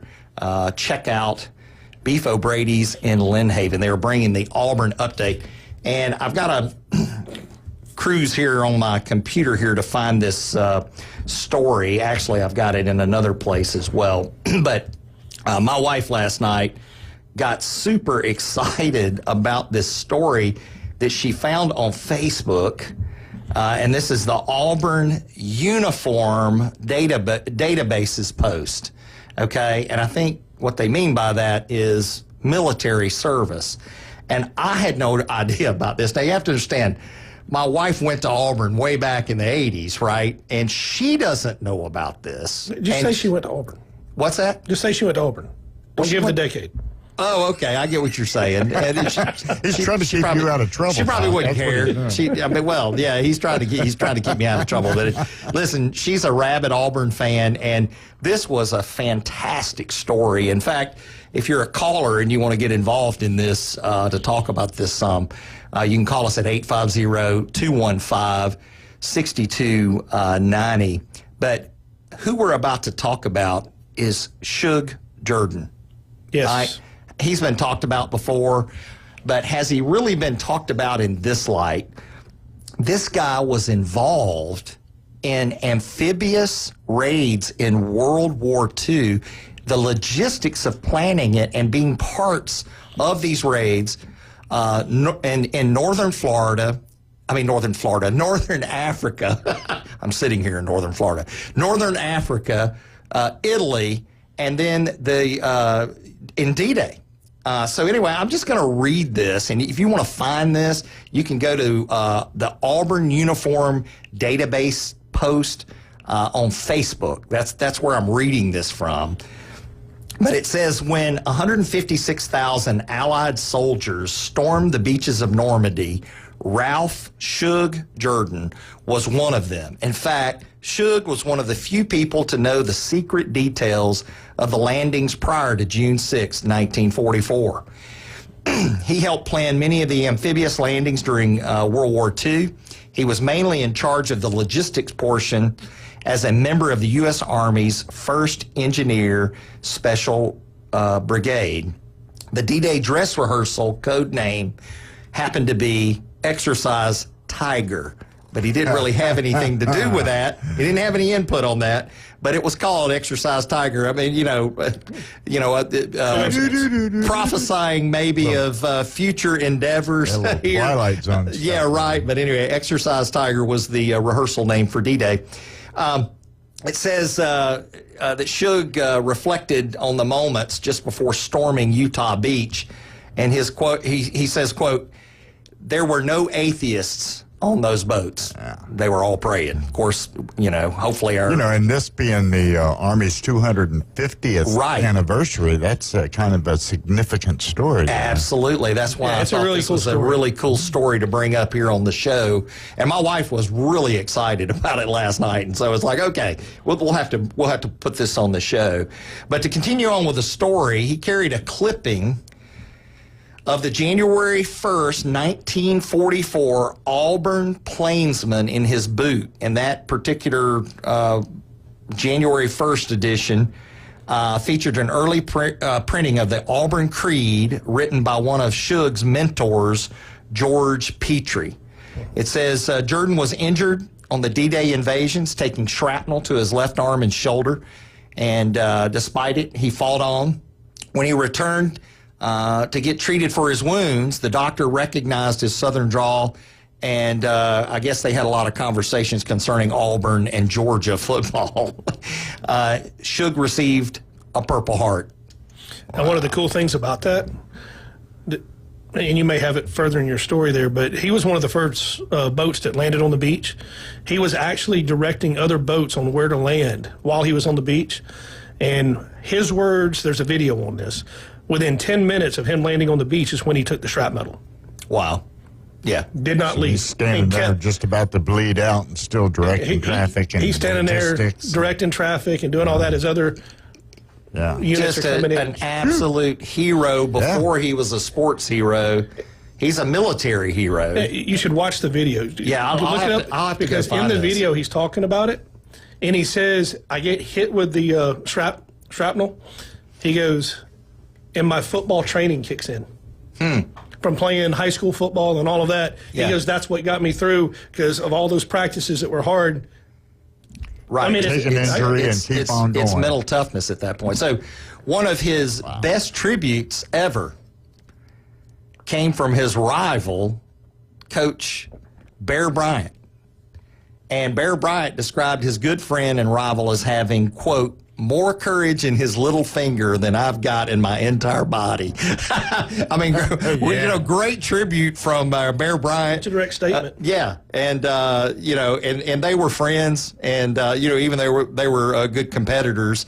But what a great story this is. I mean, he's an all-around badass. That's the only way absolutely. To put it. I mean, just to do that, and then go on to coach Auburn in football. And I didn't understand this. My wife was cluing me into this. When they didn't have basketball coaches, he was the basketball coach too. I had no idea. I mean, so he coached Auburn basketball and coached Auburn football. Did he have any residual effects from that shrapnel? I mean, did he walk with a limp? Did he? No, it was in his arm. It was just in his arm. I thought it was on the. I mean, you have to understand, John. My whole household. My dad graduated from Auburn. Yeah. Big football, mindset. Loved Auburn football. We went to a lot of games. Of course, he liked Bear Bryant as well. But I never heard this story. Wow. How is that possible? And I'm married to an Auburn grad. She didn't know the story. How is it possible that that's not a History Channel? Knows it. It is. I'm glad Pat knows it. I know about it because in the late 80s, early 90s, Auburn had a museum on campus in the athletic department, and there was a whole write-up and a picture of him coming on to the Normandy beaches and all that. and it's telling the whole story. I look back and I go, when he was a coach there, how would you have liked to have been one of those linemen or defensive linemen and saying, "Oh man, coach, it's hot." Yeah. He just he's standing there having a flashback saying, "Storm the beaches." He used to wear a long sleeve shirt, and then he just rolls up his shirt, and then you see that arm, and he's like, "Son, I took this at Normandy." And you'd be like, "Oh, there goes your." Yeah, there it goes. Yeah, no argument there. No excuses today. Wow. All right, great story. Let's talk about Auburn's schedule really quick. We got a little bit of time. I'll try to get to it really quick. That's a good story. August 30th, Auburn's at Baylor. September 6th, they're playing Ball State. September 13th, they're at home versus South Alabama. September 20th, they travel to Oklahoma. Then they travel again on September 27th to Texas A&M. October 4th, they have a bye week. And they have that bye week before they play Georgia on October 11th. Georgia fans are so happy with all the bye weeks before they get played. Well, hey, Alabama had to do it one time. I remember Alabama had 10 games where the teams had bye weeks. I forget what year that was. It was a tough year. Anyway, Auburn plays Georgia October 11th. October 18th, they got Missouri at home. Oh, by the way, Georgia's at home at Auburn. Missouri's at home at Auburn. October 25th, they're at Arkansas. November 1st, they welcome the Kentucky Wildcats to Jordan-Hare Stadium. Then they go play at Vanderbilt. Then they have a bye week where they play Mercer the next week at home. And then they get Bama at home. And so that's your Auburn a schedule. Very favorable schedule for Auburn this year. Yeah. And so we look for good things. I mean, Hugh Freeze, he's got to get it going, this year, because otherwise he's going to be on the hot seat. He's got to get it going early on. Absolutely. How much time do we have? Oh, about 2 minutes. 2 minutes. Well, let's talk about some of the other sponsors. Talk about if I wanted something for my wife or significant other. I've got an anniversary this year. Where do I go? How much I got trouble, to the 26th. How much trouble have you been in this year? Well, I try not to get in trouble, but that's my opinion. My opinion is I'm not in any trouble. Now, my wife's, that's going to be a different story. Well, so I've got a 26th anniversary on the 26th this year. I've got to do something. Oh, okay. So here's what you do. You design something on a piece of paper. Just says forgive me. You're sitting there having lunch or something like that. Design something that's special that only you and her will know about. A little special something. Take it to David Adamson Designer Jewelry. Say, I want something that kind of looks like this, made out of gold or silver or whatever you want. And they will customize that piece of jewelry so that this year you will give her a one-of-a-kind, nobody else has got one, piece of jewelry celebrating your 26th on the 26th. So it can't be heavy or sharp. You just can't beat it. David Adamson Designer Jewelry, Highway 77, Lynn Haven. And don't forget about El Rodeo Tequila Bar and Grill and Dr. John Ward of Dermatology Specialist. If you think you've got a skin cancer, go call John Ward and Dermatology Specialist and get that checked out.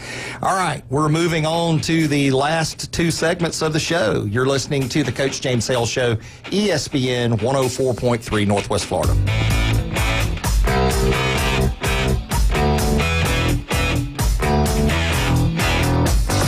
It's the PCB Hobby Takeover with Todd. Mondays at 5:20 on ESPN Northwest Florida. That is a very high-end card and very rare. Todd talks about coins, trading cards, collectibles, and the amazing stories behind them. It was the first one that's ever come through my door. Plus, we'll be taking your calls and questions at 850-215-6290.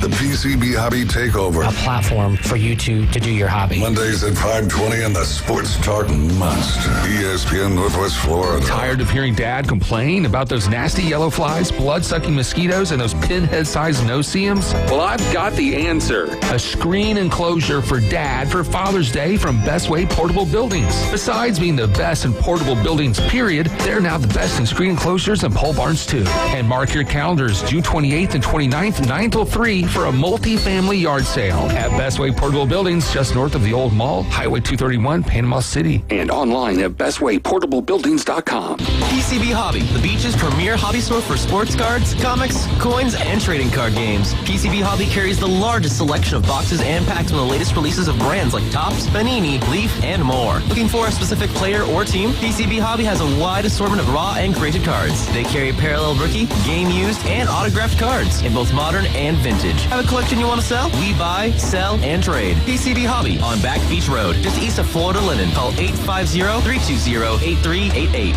Reliable Copy Products is proud to be the exclusive dealer in Northwest Florida for Kyocera office equipment. Reliable Copy Products has been committed to providing professional, personalized service for the last 35 years. They understand that the right equipment does not always fall within today's budget requirements, so they offer several options for the equipment you need today for the growth you expect tomorrow. Call James Mothers at 784-6601. 784-6601. Reliable Copy Products on Harrison Avenue, just north of Bay High School. It's the Coach James Hale Show. Bonafide and qualified. Live and local from the J. Michael Studio. Certified. On the Sports Talk Monster. ESPN Northwest Florida. And welcome back to the Coach James Hale Show. You're listening to ESPN 104.3 Northwest Florida. The home of the Atlanta Braves. Don't forget to listen to the Atlanta Brave games here. And also, we'd like you to go to our website at espnpc.com and vote for us for the Best of Bay 2025. You can find the tab on our website up in the top right corner. You can click on that, and it will take you to voting. We'd like you to vote for the Inside Drive with Ryan Mulvey, and also this show, the Coach James Hale Show. Vote us Best of the Bay, and we encourage people to go there and do that voting. We'll start off with some of our sponsors of this show. We appreciate them so much. We've got the legendary J. Michael's Restaurant. Best seafood, the coldest beer, that's J. Michael's Restaurant. And don't forget about Jason Kovaleski over at Max Fit Sports Nutrition. He's there for all your sports nutrition needs. There are two locations. One's 23rd Street, the other's in Pier Park. And we'll also mention Newbies. They have 4 locations. Newbies 2 is for sports. It's the best entertainment. They've got live music and great DJs. And with that, we'll start the last 2 segments here of this show. I've got Pat Garner here with me. I'm Dr. Chad Mitchell, and we got John Smitty, who's running the board as always. Great job today, John, keeping me in line. And it's good to be appreciated. Yeah, and we appreciate you coming in. Yeah. So anyway, and hey, anybody want to talk about any of these topics on the show? Call in 850-215-6290. You can talk about the House ruling for the NCAA or the new eligibility status with Jet Elad, or if you got another topic, just call on in. Yep. I thought we'd look at this article that I saw on Saturday Down South, and it's ranking every SEC team. Okay, now let's qualify it. You know how Coach Hale does things. Oh, yeah. We'll do it his way here. It's SEC or the highway. Right. So ranking every SEC team by how much pressure it faces to make the college football playoff. Obviously that's pressure from fans. So we'll start with number 16. Who do you think has the least or no pressure? Vandy's coach. No pressure whatsoever to make the playoff. Vandy's coach. They're down there. So at number 16, though, is not Vanderbilt. It's Mississippi State. Okay. Do you think Mississippi State fans, do you think that they think that they're going to make the playoffs this year based on, the past couple of years here? Not knocking Mississippi State fans. No, they were ranked number 1 at one point. Yeah. So, anyway, they're number 16. So this article's saying Mississippi State has zero pressure when it comes to considering making it to the playoffs. Let's hope they're not a dark horse like we've seen them a couple of times where they start going up the rankings. Number 15, Vandy. Yeah. And I don't understand that because with Pavia, just how they played everybody last year. It's the schedule.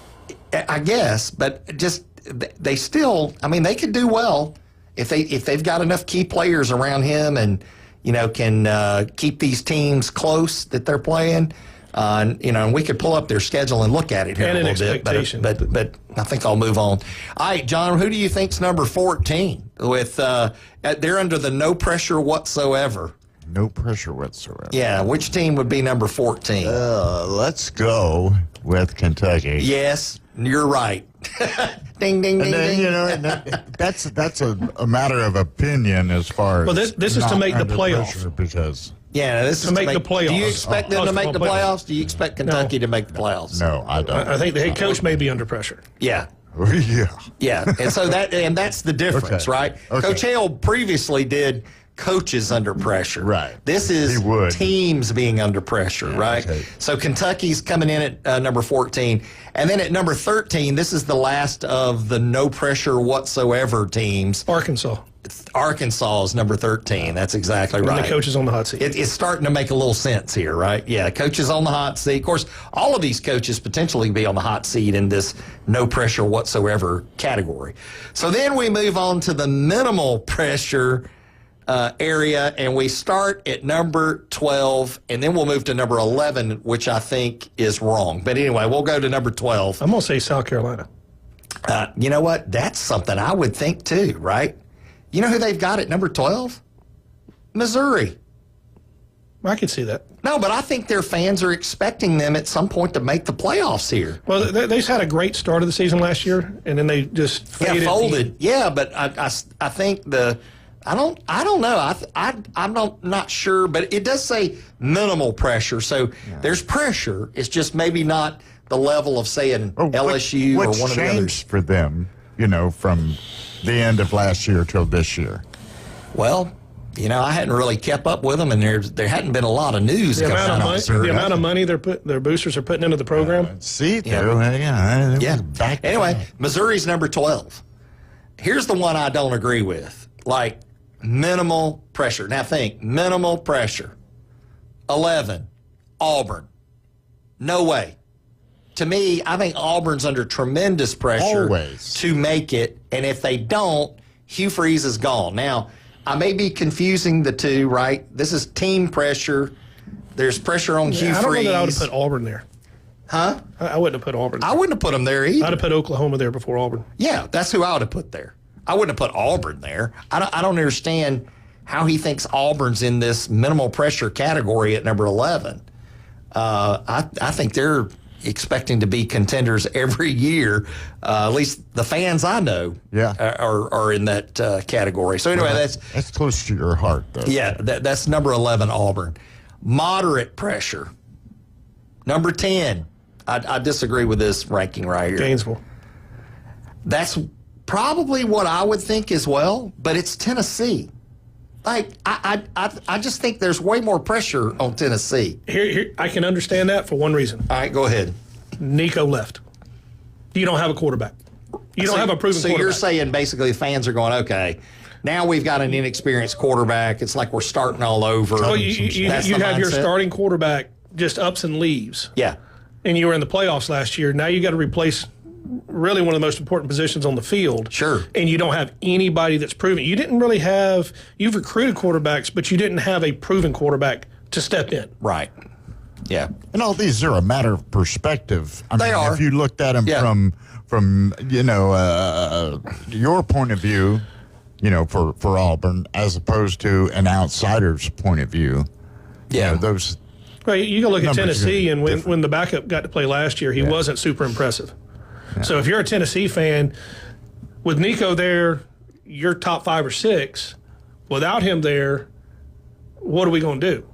Yeah. We got to have a guy to deliver the ball. Because you're not that deep. Yeah. So number 9 is Oklahoma. I sort of get it. They've been winners in the past. Moderate pressure. They've had some issues. Doesn't have a good record. Yeah, and he's more of a defensive coach, and I think that's been a lot of the talk. And, of course, he's under pressure. But, moderate pressure is pressure. Oklahoma's ranked 9, according to this article. Number 8, which I don't get this one, South Carolina. I guess South Carolina fans are amped up. I've never known South Carolina fans to be that amped up about their team going to the playoffs. What am I missing here? What am I missing? I would almost swap your 7 and 8 there. Well, 7 is Texas A&M, and it's getting closer to the high pressure. I would almost swap those because South Carolina last year was right on the verge of being. See, I would have swapped South Carolina and Auburn.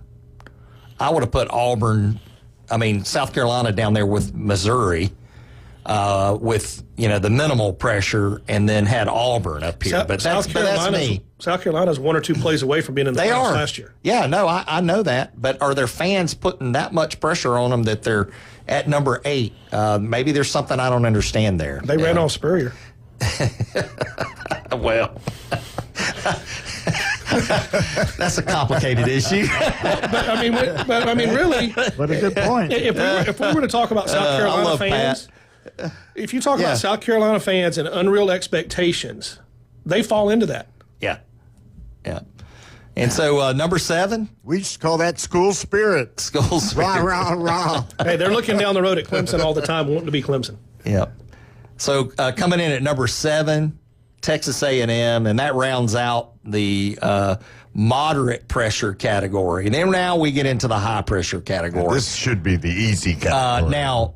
And then so they have this high pressure category, which they have 2 teams, and then they have the absolutely must make the playoff. You have to make the playoff. Do or die. Do or die. And there's going to be those 4 teams, but there are 2 teams in the high pressure category. Number 6, Pat, who do you think it is? I'm going to put Alabama there. Alabama's not there, or Georgia. Or Georgia. Florida's there. See, I don't see Florida making. High pressure to make the playoffs. Yeah, that's what they're saying. We're talking. If he doesn't, he's got 7 tough games on the year. Yeah. And if he splits those, there's no way he's in the playoffs. If he goes sub 500, he may not have a job. Yeah, right. And maybe that's where they're coming with this.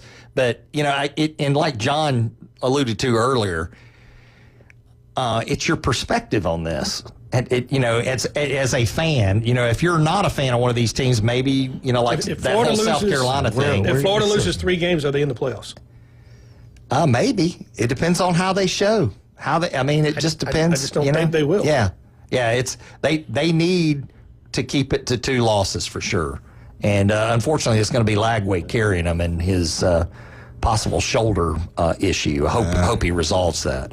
Anyway, at number 5, okay, Ole Miss. High pressure. Yes. That one starts to make sense. And I think the rest of these will make a lot of sense, in my opinion. Anyway, all right, so here's the absolutely must make the playoffs. Like, you have to make the playoffs. Number 4. I'm going to go in order. LSU. Actually, LSU is number 1. The most pressure. I would have said Texas. Texas is number 2. Then you're going to have Georgia, then Alabama. Georgia and Alabama in that order. So, again, number 1 is LSU, most pressure. Number 2 is Texas. Texas has got all those Lamborghinis and all those players. What can you say? There's a lot of pressure. Yeah. You have to win in the playoffs at Texas. Otherwise, if you're going to show off, they're going to give their Lamborghinis to somebody else. If you're going to show off like that, you better start producing. I can understand LSU being number 1. It's a little, to me, of a oddity, but with LSU fans, with the teams that they have put together the last several years under Brian Kelly, if they don't make the playoffs, he might not have a job. Yeah. And we're talking three losses. Yeah. All right, well, we got to go to the break here. Let's talk about Steve's Bike Shop. Huge selection of e-bikes, regular bikes. They're across from Sam's on 23rd Street. Check out Steve's Bike Shop for all your bike needs.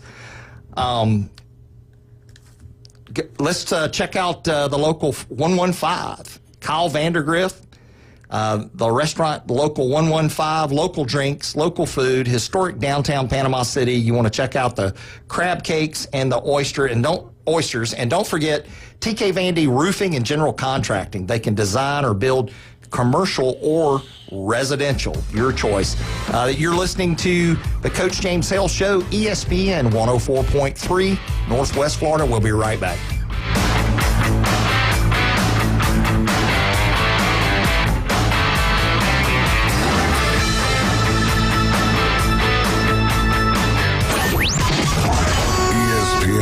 Northwest Florida. Here's what's happening. Hi, this is Ryan Mulvey, and thank you for nominating the Inside Drive on the 2025 Best of Bay. To vote for the Inside Drive as the best radio show in Bay County, go to ESPNPC.com and click Best of Bay. And remember, for a brighter future, vote the Inside Drive in 2025. This message funded by ESPN Northwest Florida and the Committee to Elect the Inside Drive. Good morning. This is Joanna with your weather forecast from ESPN Northwest Florida on this Monday.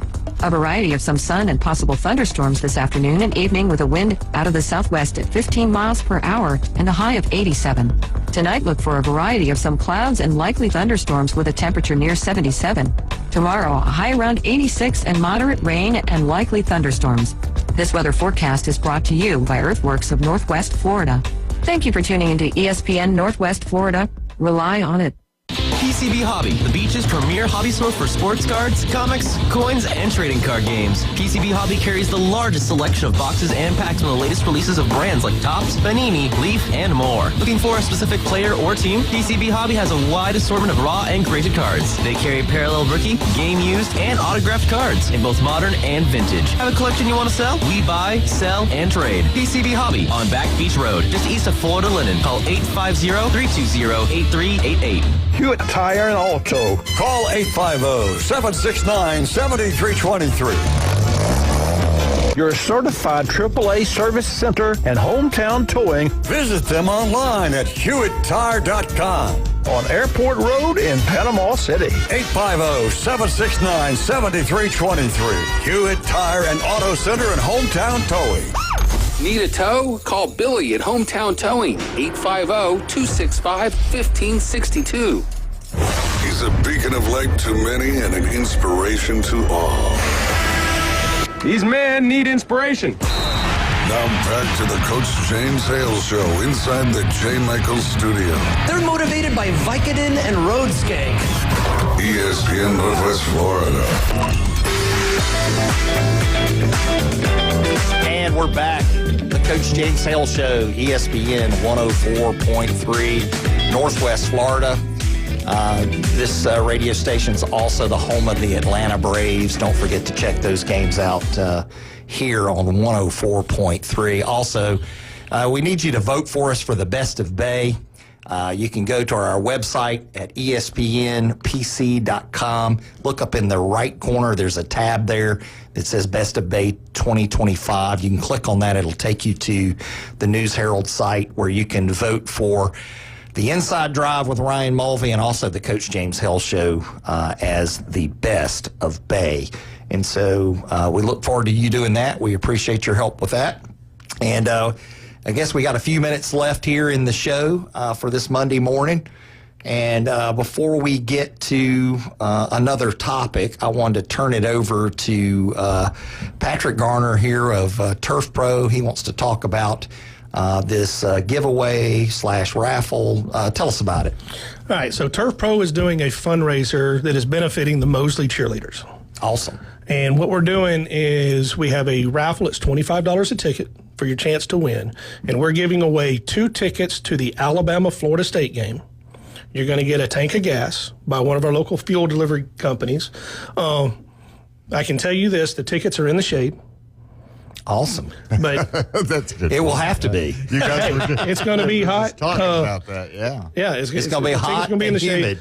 shade. So the way it'll work is you go onto the website at Turf Pro PC. Up in the right-hand corner, there's a football icon. You click on that. You can purchase them. You can use a credit card. You can get your miles rewards and all of that. It's going straight to the Mosley Cheer. We're not taking anything from it. Everything that comes in goes straight to them, helping their fundraisers for all of their travels and everything that they're doing. You can purchase as many chances Correct. at that game as you possibly can. Correct. So we're talking gas to get down there. Yep. And seats in the shade. Correct. I picked out the seats. They're in the shade. They're good view. You're going to be right by the concession stands. You thought of everything. Hey, really did. When I went through the seat selection, I literally was like 2 places, and I was like, no, we need shade for whoever wins this, so we're going to put them here. Man, and a lot of that's thought. what we're going into. A lot of thought into that process. You know, I want as many people to be able to buy tickets to the more tickets we sell, the more money that the Mosley Cheer gets. Those girls have to go out and raise their own money throughout the year, and it's not cheap. When you start talking the amount of money per kid and cheerleader within that team, so anything we can get helps them. The fuel company is going to come one night during that week, give you a tank of gas. We're going to announce the winners on the radio show on the 18th, so you'll have plenty of time to plan for your trip. You're going to know it. We're going to do it right here on the Coach Hale Show.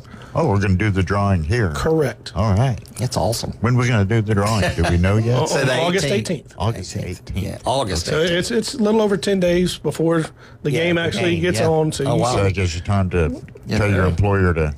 Well, you don't have to do that because it's on a Saturday. Unless you work on Saturday. You work on Saturday, yeah. That's great. So, and then we'll get it with them. We'll be able to get them the tickets. Of course, all tickets are digital, but like I said, it's benefiting the cheerleaders. That's the big thing. It's cool. Thank you. If you're a Mosley alum, buy a ticket. It goes straight to the cheerleaders. All right, well, I thought we'd end the show talking about the baseball College World Series, the teams that are likely to make it. And also, I wanted to throw in a little bit of the Auburn baseball news. Of course, it's disappointing. We weren't able to get to this during the Auburn update because we ran out of time talking about Shug Jordan. But anyway, Auburn unfortunately loses to a great Coastal Carolina team. They lost on Friday 7-6, and then Saturday they lost 4-1. Auburn was eliminated. You've got Louisville that advances. You've got UCLA that advances. You've got Oregon State that beat FSU. They advance. You've still got a game between Duke and Murray State that has to happen to pick the winner of that to advance. Arizona's in it, and LSU advances. Of course, we talked about Coastal Carolina and Arkansas. That was a surprise one. Who do you like out of these? I don't know much about them, but I would probably say LSU because their history. Yeah, LSU's got great history. If I had to pick one, that'd be who I'd go with. Coastal Carolina, I would put right there, even though they were the 13th seed. Yeah. But it's possible. Unbelievable program there. Yeah, I mean, and to beat a good Auburn team. I mean, Auburn's played very consistent this year. And you know, I would have thought if I could go back before these games, I would say Auburn's going to win it. Auburn's going to take it. But man, Coastal Carolina, hats off to them. UCLA's looking pretty good. Now, it's kind of hard. I don't get to see the West Coast teams that much. But anyway, that's another one. And don't forget Louisville. I mean, bats are made there, aren't they? Yes. And they hit a bunch of home runs I saw in their thing. I mean, what do you think about them, John? I mean, you're from that region. Oh, yeah, but Louisville is not one of my favorite teams. Actually, they are one of my favorite teams. Well, I think Randy's high on them, isn't he? Oh, yeah. Yeah. Oh, anyway, so hanging in there in his office. You know, the Beavers, the Oregon State Beavers, I mean, they certainly showed that they can beat a good team. They beat FSU and beat them with their bats. I mean, to have those bats get that active, I mean, they've definitely got the offense to do it. Duke, I haven't seen a lot of Duke, but, they're there. I've seen some LSU. They look as good as ever to me. Arizona I haven't seen. Arkansas is a really good team. Anyway, they went to Tennessee in 2 games, I think it was. Yeah. Sweep the series. Yeah. Oof. So Arkansas is pretty tough. How much time we got left, John? 3 minutes.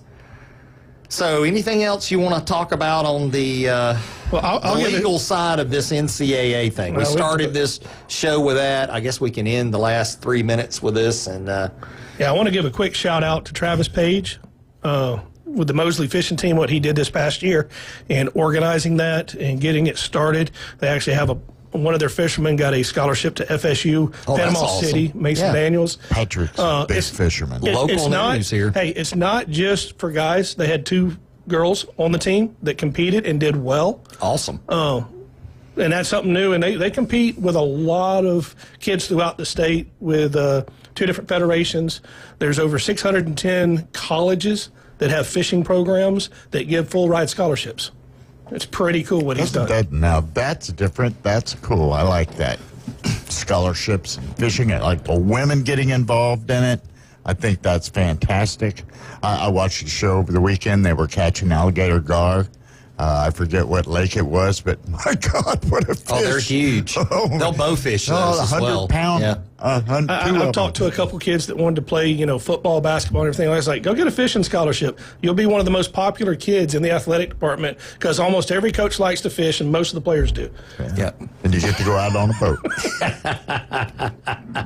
Well, I'm Dr. Chad Mitchell with Orthopedic Associates. If you have any injuries, sports injuries, those kind of things, call me at 850-785-4344. You can also look me up at chadmitchellmd.com or robotmd.com. And then we've got Patrick Garner here. Pat, appreciate you being here today. Hey, he's with Turf Pro. Tell us a little bit about Turf Pro, and we'll sign out here. Turf Pro Pest Control, we're a local company, local owned, licensed by the state. We can come out there, take care of your turf grass or your indoor pest control. Just give us a call at 850-890-5820 or look us up on Facebook at Turf Pro PC. And one more time, where can you go and get buy those tickets? It's at our website at turfpropc.com in the upper right-hand corner on every page. And we want to thank Coach Hale for letting us run this show today. I hope he's having a good time somewhere. I hope he's not hiding out. Before we get off, we have to say happy birthday to Julie. There you go. Yeah, happy birthday. So let's close it out. Yeah, that's happy birthday to Julie. Happy birthday to you. Thanks for being 29, Julie. You're listening to 104.3 ESPN Northwest Florida.